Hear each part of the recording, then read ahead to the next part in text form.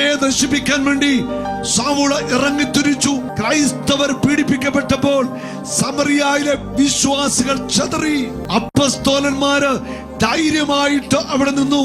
ജെറുസലേമിൽ വെച്ച് ക്രൂരമായ പീഡനത്തിന് ഇരയായ വിശ്വാസികൾ വീടിന്റെ ഉള്ളിൽ ഒളിച്ചില്ല, ഗുഹയ്ക്കുള്ളിൽ ഒളിച്ചില്ല. അവര് ധൈര്യമായിട്ട് സുവിശേഷം പ്രസംഗിച്ചു. അവിടെ വിശ്വാസികളാ സുവിശേഷം പ്രസംഗിച്ചത്. ഹല്ലേലൂയ.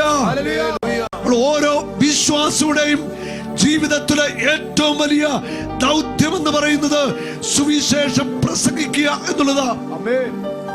ഏത് വിധത്തില് ക്രിസ്തുവിനെ പകർന്നു കൊടുക്കാമോ ആ വിധത്തിൽ ക്രിസ്തുവിനെ കൊടുക്കണം നമ്മൾ.